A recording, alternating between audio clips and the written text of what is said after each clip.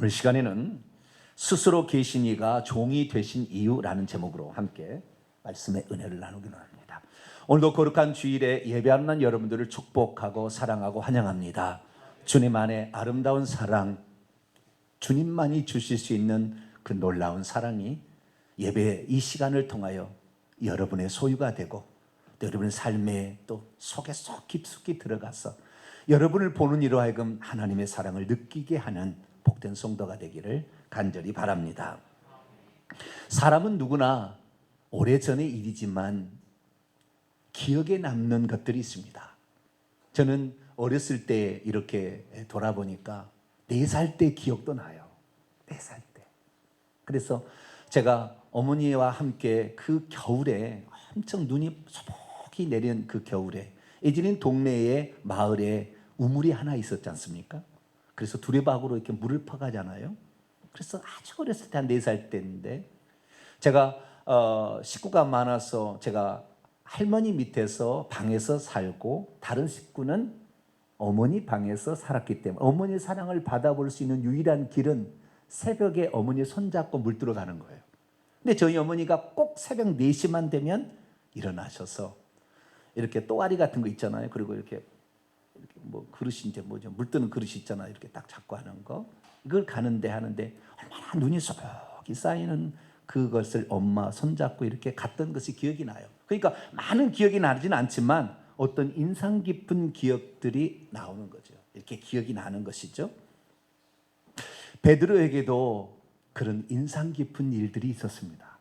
그래서 자기가 나중에 성경을 남기게 되는데 베드로 전서, 베드로 후서라는 2가지 성경을 남기게 됩니다. 그때 베드로는 3년 반 동안 예수 그리스도를 따라다니며 자기가 예수님으로 통하여 기억에 오래 남던 장면들을 다시 표현해주고 있는 본문들을 발견하게 됩니다. 그때 이 베드로가 했던 것 중에 가장 인상에 남는 것 3가지를 얘기하라면, 첫 번째는 이 베드로의 신앙 고백입니다. 베드로가 성령의 감동으로 주님은 그리스도시요 살아계신 하나님이라고 했더니 얼마나 하나님 예수님이 기뻐하시던지 바요나 시모나, 바요나, 바라는 말 아람어입니다. 바요나, 요나의 아들, 바라는 아들이란 뜻입니다. 바요나, 요나의 아들 시모나, 이것이 헬라어로 요한이에요. 요한의 아들 시모나, 내가 복이 있도다. 이를 내게 알기는 혈육이 아니라 하늘에 계신 내 아버지라. 너는 이제 베드로라. 이름을 그때 바꿔주는 거예요. 베드로라. 원래는 시몬이었죠. 이 반석 위에 내 교회를 세우리니 음부의 문들이 이기지 못하리라. 그때 이름을 하나님 바꿔주는, 그 신앙 고백으로 말미암아 자기 이름을 바꿔주는 거예요. 너가 예전에는 시몬이었다. 그러나 이제는 베드로가 되어야 된다라고 한 거죠. 시몬이라는 말은 구약 시대의 히브리어는 시므온이라는 뜻입니다. 그런데 헬라어는 시몬이에요. 그래서 시므온, 들으심이란 말이었는데 이제는 들으심이 아니라 너로 말미암아 엄청난 일들을, 단단한 이 바위로 말미암아 음부의 권세가 이기지 못하는 예수의 이름의 능력이 너에게서 나타날 것이다. 그렇게 말씀했기 때문에 그는 그것이 마음에 새겨졌어요. 그래서 이 베드로 전서 2장을 읽어보면 온통 반석 이야기입니다. 온통 반석 이야기예요. 거기 보면은 보배로운 산 돌이신 예수님을 이제 반석으로 표현하는 거예요. 보배로운 산 반석이시다. 또는 보배로운 모퉁이 돌이다. 그러나 만약에 이 예수 그리스도를 믿지 않는 자에게는 거치는 돌이요 걸려 넘어지게 하는 돌이다. 이런 식으로 표현해요. 그래서 이 돌이라는 인상을 깊이 간직했음을 알 수가 있습니다. 또 하나는 그가 변화산상에 올라갔을 때에 실수한 것이 아주 마음속에 새겨져 있어요. 예수 그리스도께서 십자가에서 죽으신 것을 의논하기 위해서 이 낙원에 있는 모세와 엘리야를 불러다가 거기서 얘기하는 장면이 나와요. 그러자 너무나 황홀한 그 장면을 보고 예수님을 위하여, 모세를 위하여, 엘리야를 위하여 초막 셋을 지을 테니까 여기 계십시오. 그랬더니 갑자기 하늘에서 구름이 나타나더니 싹 사라지고 예수님만 딱 있고 말씀하셨습니다. 이는 내 사랑하는 아들이니 너는 저의 말을 들으라. 모세와 엘리야가 구약 시대의 이스라엘 백성의 중요한 인물이지만 그것은 피조물이다. 내 배를 같이 하지 마라. 창조주 하나님과 피조물을 어떻게 같은 위치에 놓으려고 하느냐. 그러면서 그의 또 실수함이 생각났기 때문에 그가 그 말을 베드로후서 1장에 또 기록하고 똑같이 말을 기록하고 있어요. 또 하나, 한 가지 더 기억하는 그의 깊은 인사로 남았던 것이 뭐냐면 오늘 본문에 나오는 세족식의 장면입니다. 예수님께서 말씀하셨잖아요. 내가 하는 것을 내가 지금은 알지 못하지만 이후에는 알게 될 것이다. 그래서 이 말씀을 곰곰이 생각해 본 거예요. 이게 다 무슨 뜻인가? 그래서 예수님께서 자신의 발을 씻겨 주셨을 때 했던 이 일화가 그의 평생의 가슴에 깊이 남아있는 거예요.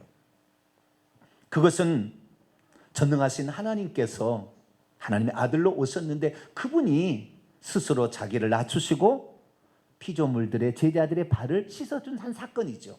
그래서 그 예수 그리스도의 그 겸손함을 그는 일평생에 잊지 않습니다. 그래서 베드로서에 그것을 고백하고 있는데요. 베드로서 5장 5절 6절 보면 젊은 자들아 이와 같이 장로들에게 순종하고 서로 겸손으로 허리를 동이라. 하나님은 교만한 자를 대적하시되 겸손한 자에게는 은혜를 주시느니라. 그러므로 하나님의 능하신 손 아래서 겸손하라. 때가 되면 너희를 높이시리다. 우리 성도들은 겸손한 자가 되기를 축원합니다. 겸손한 자를 하나님이 기억하세요.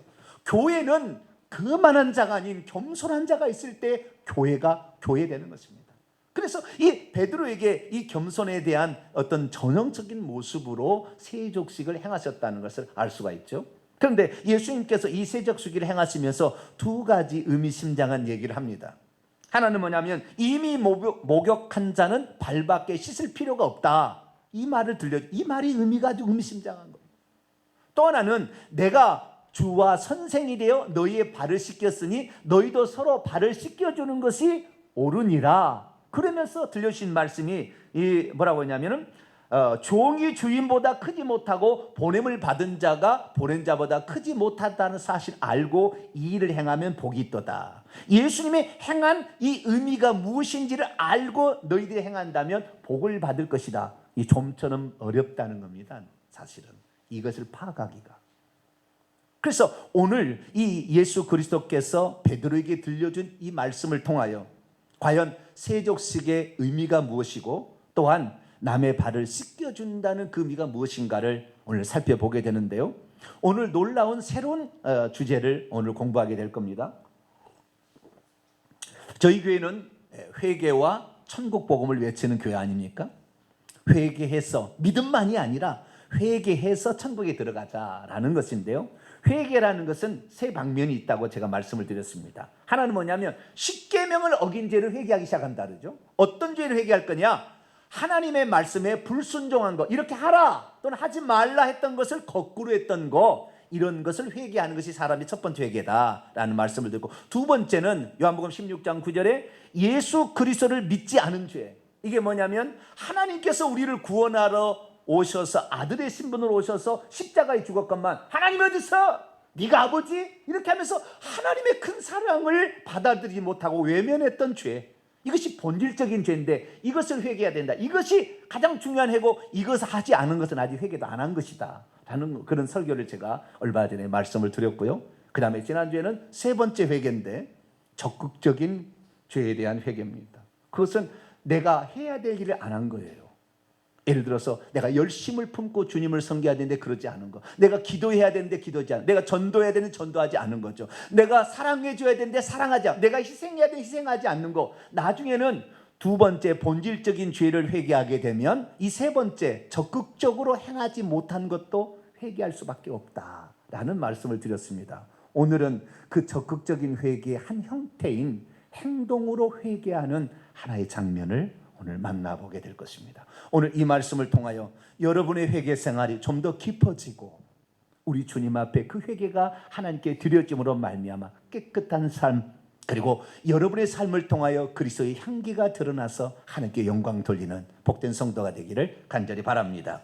오늘 본 말씀은 예수께서 선생과 주님으로서 제자들의 발을 씻어준 것처럼 제자들도 서로 발을 씻겨주는 것이 합당하고 이것이 복되다라고 했다는 그런 말씀입니다.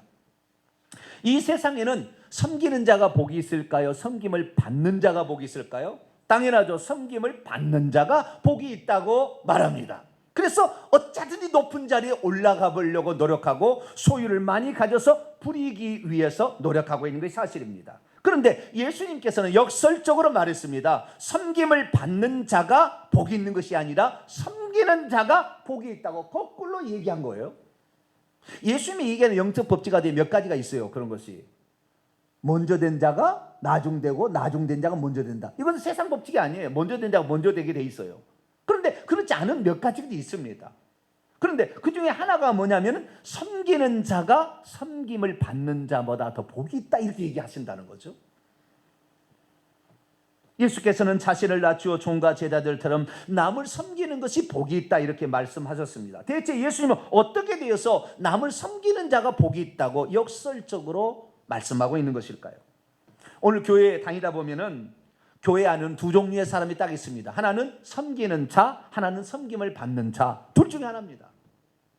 나는 과연 어디에 속해 있습니까? 나는 섬김을 받는 자입니까? 아니면 섬기는 자입니까? 그런데 교회에서 이 남을 섬기다 보면 어떤 섬기게 되는데 다른 사람도 같이 이렇게 섬기게 되면 그게 아름다워서 행복해져서 너나 할 것이 막 섬기려고 하거든요. 그런데 이 섬기는 사람이 적게 되면 나만 뼈 빠지게 고생한 거 아닌가? 라는 어떤 그런 생각이 들기 시작하는 거예요. 다른 사람은 예수 믿어도 좀 놀러 갈 때 되면은 1월도 빠져서 여행도 가더라. 근데 나는 먼 직분을 맡아가지고 교회를 빠질 수 없게 만들어가지고 이런 여행 한 번도 못 가고 내가 이렇게 살아가나? 이런 생각이 들 때도 있는 거지요. 오늘 그분들에게는 놀라운 말씀이 기다리고 있습니다. 내가 섬기는 자라는 그 의미가 무엇인지를 예수님께서 전능자께서 우리에게 설명해 주고 있기 때문이죠. 예수님께서는 섬기는 자가 복이 있다 이렇게 말씀하셨다는 것입니다. 자, 어떻게 말씀하셨는지 그 섬기는 자로서의 그 결론 중에 말씀을 13장 12절 15절 말씀을 예수님께서 제자들의 발을 씻기신 후에 그 뜻을 설명해 주기 위해서 하신 말씀이에요. 그 뜻이 뭔지. 그들의 발을 씻은 후에 옷을 입으시고 다시 앉아 그들에게 말씀하셨습니다. 내가 너희에게 무엇을 행하였는지 너희는 아느냐? 왜 그런지 당혹하고 있었을 거예요. 왜냐하면 스승이 허리에 수건을 두르시고 세숫대에 물을 가져다가 자기 발을 씻겼으니 이 당시에 이스라엘 사람 그 종들이 하는 일들 가운데 가장 천한 종이 가장 낮은 종의 발을 씻기는 일이었어요. 다른 것은 인사하고 문 닫아드리고 음식 차리고 막 이런 일을 했지만 이 세숫대에 물을 써서 냄새나는 발을 씻기는 것은 가장 하찮은 종이 했던 거예요. 그러니까 예수님이 그걸 하고 있으니까 너희들이 내가 무엇을 행하였는지 아느냐라고 물어본 거죠. 그러면서 너희가 나를 선생이라 주님이라 하니 너희의 말이 잘하였다. 왜냐하면 내가 그러하기 때문이다. 그러나 만일 내가 주와 선생으로서 너희의 발을 씻겼다면 너희도 서로 계속해서 발을 씻어주는 것이 합당하니라. 옳으니라인데요. 여기 원문에 오페일로라는 헬라어 단어를 사용했는데 이것은 뭐냐면 그것이 의무다, 빚이다 그런 거예요. 여러분 누군가를 섬기는 것이 빚이라고 또는 의무라고 생각해 보셨습니까?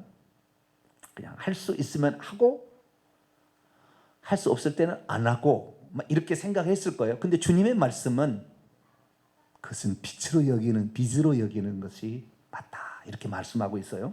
계속해 넘어갑니다. 왜냐하면 내가 너희에게 행했던 같이 너희도 계속해서 행하도록 하기 위하여 본을 보였기 때문이다 라고 말씀하고 있습니다. 섬김이 무엇인지를 모르면 예수께서 왜 종처럼 제자들의 발을 씻겨주셨는지 알지 못합니다. 섬김이 무엇인지를 모르면 왜 하나님의 아들이신 예수님께서 피조물들의 발을 씻겨주셨는지 알지 못합니다. 섬김이 무엇인지를 모르면 왜 섬김을 받으셔야 할 분이 종이 되어 섬기셨는지를 알 수가 없습니다. 섬김이 무엇인지를 모르면 왜 하나님의 아들인데도 천국의 분깃을 향하여 하루 남겨진 전날에도 그렇게 제자들을 섬기기 위해서 애를 쓰셨는가를 이해할 수 없습니다. 섬김이 무엇인지를 모르면 전능하시고 모든 것을 가진 이가 왜 이 종처럼 섬기는 자로 계속해서 살려고 하셨는지 그 이유를 알 수가 없습니다. 그러므로 우리는 하나님의 아들이시며 전능자께서 자신의 자리를 비우시고 사람의 몸으로 오셨는데 그분이 왜 제자들의 발을 씻겨주는지 그 이유를 알고 우리도 예수님의 발자취를 따라가는 복된 성도가 되기를 축원합니다. 자, 그렇다면 예수님께서는 왜 제자들의 발을 씻겨주었을까요? 예수님께서 그 제자들의 발을 씻겨준 이유에 소극적 이유가 있고 적극적인 이유가 있어요. 소극적 이유가 뭐냐? 그것은 8절에 나와 있습니다. 자, 요한복음 13장 8절 한번 읽어볼까요? 시작. 베드로가 이르되 내 발을 절대로 씻지 못하시리이다. 예수께서 대답하시되 내가 너를 씻어주지 아니하면 네가 나와 상관이 없느니라. 상관이 없다. 나하고 이제 인연 끊자.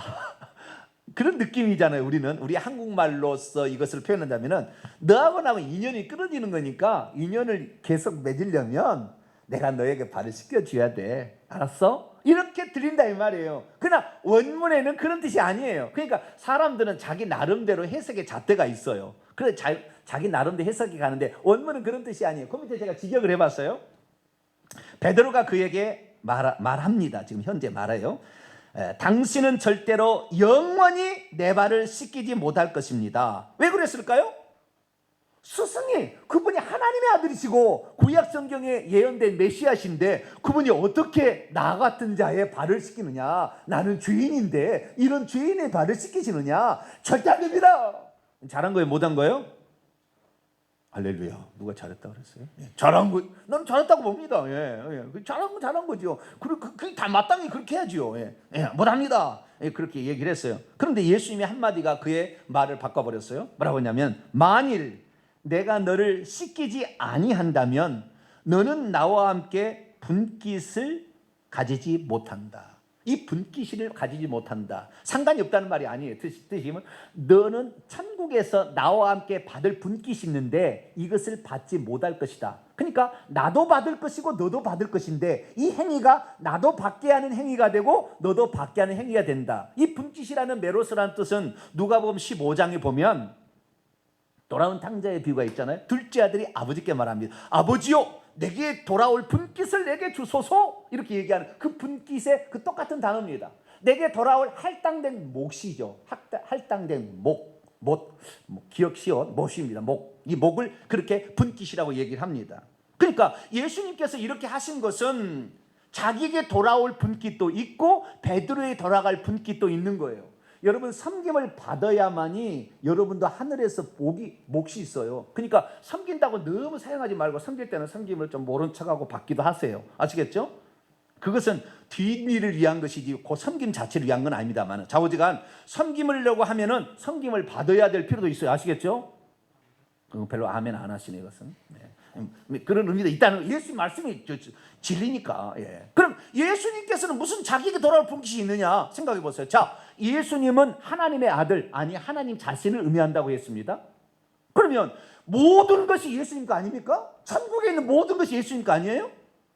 그런데 뭔 분깃을 받는다고 하찮은 제자들의 발을 씻어줍니까? 그런데 예수님께서는 뭐라고 했느냐? 이렇게 하만이 나도 분깃을 받고 너도 분깃을 받는다. 여러분, 우리 주님의 겸손함을 우리는 여기서 배워야 돼요. 그분은 하나님이시기 때문에 섬김을 받아야 될 대상이지 우리를 절대 섬길 대상이 아닙니다. 그럼에도 불구하고 우리 주님은 이 땅에 하나님 아버지로부터 보냄을 받은 자로 온 거 아니에요? 사람으로 온 거 아닙니까? 하나님이시만. 그러니까 사람으로서 이 땅에 할 수 있는 것은 사람을 바꾸고 사람을 변형시키고 사람을 감동시키는 유일한 방법은 상상할 수 없는 섬김으로 다가갈 때 사람은 바뀌어지는 거예요. 마땅히 해야 될 일을 했을 때 사람이 감동하지 않습니다. 그러나 절대 할 수 없는 일을 했을 때 그때 사람이 감동하는 거예요. 그 사람의 영향을 받고 그 사람을 닮아가려고 하고 그 사람의 좋은 점을 자기도 얻으려고 하는 거예요. 오늘날의 미투 운동으로 말미암아 권력을 가진 자, 문화계, 예술계, 언론계, 수많은 국회의원 이런 사람들이 자신의 직분을 높게 갖게 되니까 자기 밑에 사람을 어떻게 돼요? 섬기는 것이 아니라 그 권력으로 인권을 유린하는 삶을 살아온 거지. 그것이 이제 온천하에 드러나기 시작한 거예요. 자기에게 주신 그 권력으로 다른 사람을 섬기게 된다면 당신은 무엇 때문에 이렇게 합니까? 물어봤을 때 저는요 예수 그리스도께서 다만 하신 일을 저는 그대로 할 뿐입니다. 그러면 누가 높아지는 거예요? 예수님이 높아지고 예수님을 알게 할 수 있잖아요. 그런데 그리스도인이 됨에도 불구하고 세상처럼 똑같이 그 권력으로 남의 인권을 유린하고 자신의 어떤 그 능력으로 남을 압제하여, 힘으로 압제하여, 남자의 힘으로 여자를 압제하여 어려움을 주는 것은 그것이 그 사람의 영혼을 망가뜨리기 때문에 결국에 그 사람이 천국에서도 불길을 사라지게 만드는 거예요. 우리들은 예수 그리스도의 삶을 본받아요. 그분은 사람이기, 나도 사람이다. 그래서 사람이라는 것은 섬김을 통하여 사람을 바꿀 수가 있느니라. 나도 너희를 섬기고 싶다. 나 사실은 내일 죽어야 해. 그러나 나는 끝까지 사람으로서 내게 주어진 일에 최선을 다하고 싶다. 이것이 별것 아닌 것 같지만 내가 할 수 있는, 사람이 되어 와서 할 수 있는 몇 안 되는 일 중에 하나다. 나에게 허락할, 내가 이것을 할 수 있도록 허락해 다오 라고 하면서 예수님은 겸손히 섬기셨습니다. 저와 여러분도 그런 사람이 되어보시지 않겠습니까? 두 번째는 예수님이 그렇게 제자들의 발을 씻기신 두 번째 적극적인 이유가 있어요. 적극적인 이유 들어가기 전에 한 구절을 먼저 보도록 하겠습니다. 요한계시록 3장 21절 보면 이기는 그에게는 내가 내 보좌에 함께 앉게 하여 주기를, 내가 이기고 아버지의 보좌에 함께 한. 여러분, 예수님은 하나님이시니까 하나님 보좌에 앉으시면 돼요.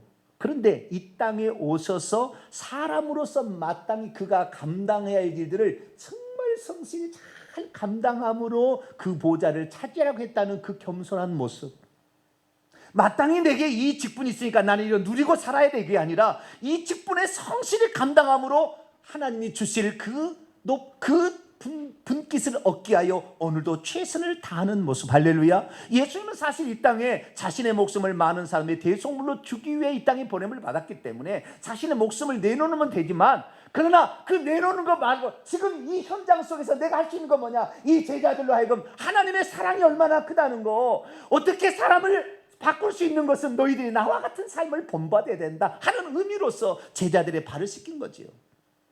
그렇기 때문에 우리는 이 소극적이지만 하나님께서 내게 주신 이 직책, 인간으로서 이 땅에 사는 동안 끝까지 섬기는 자로 남아있는 복된 성도가 되기를 축원합니다. 두 번째는 뭐냐? 두 번째는 마태복음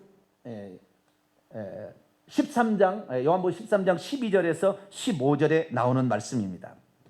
여기 주님께서 직역한 것을, 말씀하기에 직역해 봤습니다. 그가 그들에게 말씀하셨습니다. 너는 내가 너희에게 무엇을 이미 행하였는지 아느냐? 너희들은 나를 선생님 또는 주님이라고 부른다. 너희가 말을 잘한 것이다. 사실 내가 그러하다. 그러면 만일 내가 주와 선생으로서 너희의 발을 씻겼다면 너희들도 서로의 그 발들을 계속해서 씻기는 것이 마땅하니, 의문이라. 왜냐하면 내가 너희의 행한 것 같이 너희로 계속해서 행하도록 하기 위하여 내가 너희들에게 본을 보여주었기 때문이다. 자, 여기서 보면 예수님께서 제자들의 발을 씻기신 적극적인 두 번째 이유가 나와요. 그건 뭐냐면 예수님께서 주와 선생이었지만 제자들의 발을 씻겼던 것처럼 너희들도 서로 그 발을 씻겨주게 하기 위해서 한 것이라는 거예요. 이건 뭐 그렇게 어려운 뜻은 아닙니다. 그런데 그 다음 말씀 보세요. 우리 성경을 봅시다. 그 다음 말씀 16절, 여기는 안 나옵니다. 16절 17절 말씀이 어려워요. 이 말씀 16절 10절 읽어볼까요? 시작. 내가 진실로 너에게 이르노니 종이 주인보다 크지 못하고 보냄을 받은 자가 보낸 자보다 크지 못하니 너희가 이것을 알고 행하면 복이 있으리라. 누군가 섬길 수 있어요. 그런데 무엇을 알고 행하는 자가 있고 전혀 모르고 행하는 자가 있다는 거예요. 기왕이면 알고 행하는 자가 복이 있다는 거예요. 뭘 알아야 되느냐, 뭘 알아야 되느냐.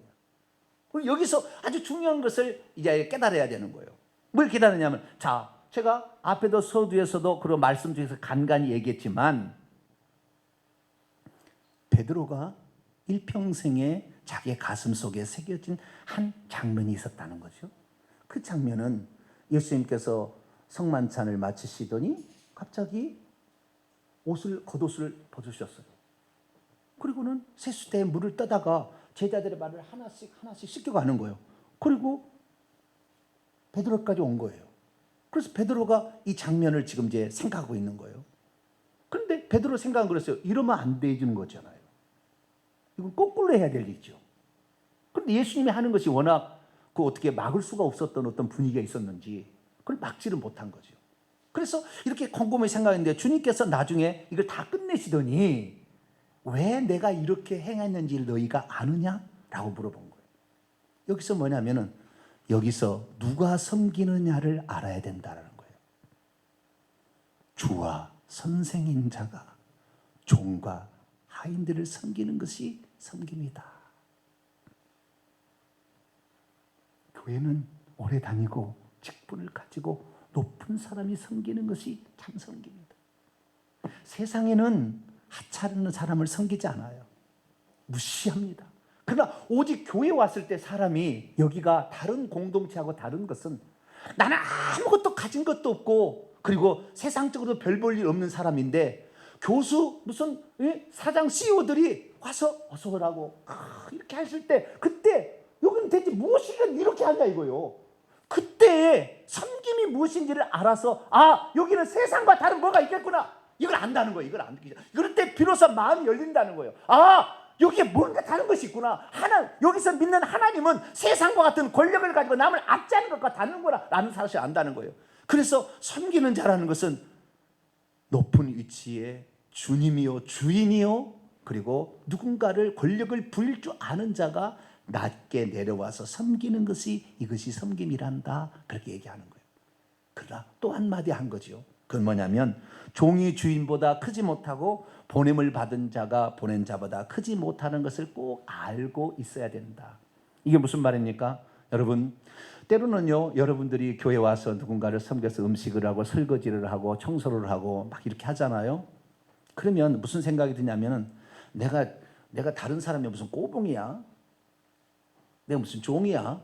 이런 생각을 가질 때가 있어요. 그런데 여러분 이걸 아셔야 돼요. 이걸 아셔야 되냐면 주인과 종의 관계가 있잖아요. 자, 주인과 종의 관계가 있는데 주인과 종의 관계를 주님은 섬김을 어떻게 얘기했냐면 주인이 종의 위치에 내려와서 종을 주인처럼 섬기는 것이 섬김이라고 가르쳐 준 거예요. 아시겠죠? 주인인데 마땅히 종이 섬겨야 될 거 아니에요? 그런데 주인이 내려와 가지고 한 단계 더 내려온 거죠. 그래서 자기가 종이 되어서 종을 주인처럼 섬기는 것을 섬김이다 이렇게 한다는 거예요. 그런데 이 주님의 말씀은 뭐냐면 내가 주인이 종이 되어서 종을 주인처럼 섬긴다고 해서 종과 주인의 관계는 절대 없어지지 않는다는 거예요.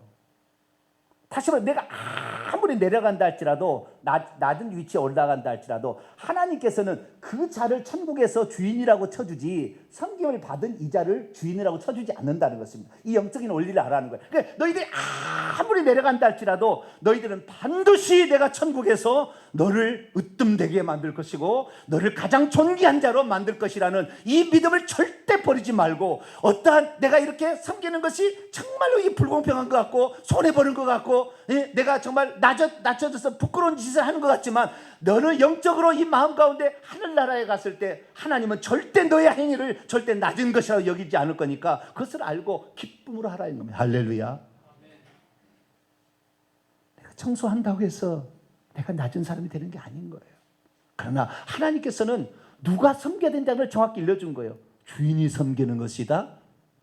보낸 자가 섬기는 거지 보냄을 받은 자가 섬기는 게 아니다. 상전이 섬기는 것이다라는 사실을 우리에게 알려주고 있습니다. 여러분 마지막으로 이 말씀의 영적인 의미를 하고 마치겠습니다. 예수님께서는 제자들의 발을 씻기는 이야기를 하셨어요. 그런데 그 발을 씻기는 얘기를 하면서 제자들 중에 베드로가 에이 못 씻깁니다. 그랬더니 아니야. 그렇게 하지 않으면 하늘나라에서 너가 받을 내가 받을 불깃이 없다. 이러니까 베드로가 그래요? 욕심도 많잖아요 베드로가. 그러면요 손도 씻어주시고요 머리도 씻어주시고요 다 해주세요. 그래야 당신도 불깃다고 하는 거예요. 얼마나 머리가 잘 돌아간지 몰라요. 그죠? 예. 딱 그랬더니 주님께서 하신 얘기가 3장 10절이에요. 자, 3장 10절을 같이 한번 읽어볼까요? 시작. 예수께서 이르시되 이미 목욕한 자는 발밖에 씻을 필요가 없느니라 온몸이 깨끗하니라 너희가 깨끗하나 단언하다는 거 가룟 유다가 깨끗하지 않는 사람이 있었기 때문에 그래. 그 뒤에 나와요. 그래서 그들이 이미 목욕한 자는 발밖에 씻을 것이 없다. 다시 말해서 예수 그리스도가 누군지를 알고 그분이 하나님으로서 우리 죄를 위해서 사람이 되셔서 자기를 낮추어서 죽기까지 순종하신 것을 알아서 회개한 사람은 지은 자범죄들만 씻기는 거예요. 자, 목욕한 사람이 잠깐 얼추렸다고 목욕하지 않잖아요. 손과 발이 더러워지는 것만 씻기듯이, 마찬가지 씻듯이 우리가 예수 그리스도의 은혜를 알아서 진정 회개를 한번 한 사람은, 본질적인 죄에 대해서 회개를 한 사람은 자범죄들만을 회개하는 것이다 라고 가르쳐 준 거예요. 이게 영적인 의미예요. 이것은 영적인 의미예요. 그런데 이 영적인 의미를 한 걸음 더 나아가서 주님께서는 이렇게 서로의 발을 씻겨주는 것이다. 이건 뭐예요? 남들의 자범죄를 용서해준다는 말이 아니라 이것은 섬김의 도를 거기에서 한 걸음 더 나아가게 한 거예요. 이게 무슨 말입니까? 여러분이 진정 예수 그리스도께서 여러분의 죄를 위해서 십자가에 나를 위해서 창조주가 하늘의 보좌를 받으시고 죽었다는 사실을 알게 되는 순간 여러분이 잘못한 낱낱의 죄들을 회개할 뿐만 아니라 또는 거기에 한 걸음 더 나아가서 남을 섬기는 것으로 자신의 죄를 회개한다는 거예요. 저는 그게 강해요. 내가 이렇게 함으로 회개하는 거, 회개. 내가 하나님을 몰라보고 살았던 죄를 회개하는 거, 섬길 때. 이게 섬김과 회개의 관계입니다. 어떤 사람이 섬기느냐? 하나님의 은혜를 온전히 아는 사람이 섬기고, 하나님이 누구셨는데 그렇게 되었는지를 아는 사람이 비로소 섬기는데, 그 섬김이 뭐냐? 회개의 한 방편이었다는 거예요. 거꾸로 얘기해 보겠습니다. 내가 하나님께 죄 용서를 받았다는 그 은혜를 모르는 사람은 섬기지 않습니다. 섬기지 않아요. 왜? 그런 손해본 짓을, 나 놀러 다니는 게 바쁘고 나 여행 다니는 게 바쁘지 그런 짓을 나 안 하겠다, 이렇게 살아갑니다. 이 사람은 아직 하나님의 은혜를 제대로 받지 못한 사람입니다. 그런 사람은 하나님께 나가, 하나님, 나도 우리 목사님 말씀하신 그 정말 진정 회개하는 자로서 그 은혜를 내게 주셔서 내가 얼마나 큰 사랑을 받았는지를 깨닫게 하여 주옵소서. 할렐루야. 이렇게 기도하시기를 바랍니다. 그러면 그것이 나중에 어느 날 구구절절히 느껴지는 거예요. 그런데 주님께서 이 하신 말씀 후에 한마디를 더 하셨는데 그것이 베드로를 완전히 깨뜨린 거예요. 자, 그 뒤에 봐요. 19절 20절 보니까 제가 직역을 해보도록 하겠습니다. 지금 이후부터 단번에 스스로 그것이 되어지기 전에, 단번에 스스로 그것이 되어질 때 나는 무엇이다 라는 것을 너희가 믿도록 하기 위해서 내가 너희에게 말한다. 이게 무슨 말이냐면요, 여기서는 내가 그인 줄이라고 한글 개역성경에 이렇게 나왔는데 그건 번역을 잘못한 거예요. 그가 아니에요. 그란 말이 없어요. 히란 말이 없어요. 나는 나다. I am that I am으로서 출애굽기 3장 14절에 하나님이 자신이 누구라고 모세에게 가르쳐 줄 때 쓴 표현입니다. 그것을 개역성경에는 나는 스스로 있는 자니라 라고 표현된 그 본문인데요. 그 본문을 예수님께서 얘기한 거예요. 어느 순간에 너희가 어떤 일이 되어질 때, 너가 회개를 제대로 하든지 어떤 순간이 찾아오게 되면 내가 전능한 하나님으로서 했다는 것을 비로소 알게 될 날이 올 것이다. 이 말이에요. 그래서 베드로가 성령을 체험한 또 예수 그리스도가 하나님이라는 사실에 싹 들어오는 순간 그는 평생에 섬기는 자로 살아가는 거예요. 고난을 기쁘게 받게 살아가는 거예요. 내가 그리스도를 위해서 고난을 받는 것처럼 얼마나 행복한 게 어디냐. 베드로 전서 읽으면서 온통 고난 얘기 꽉 찼어요.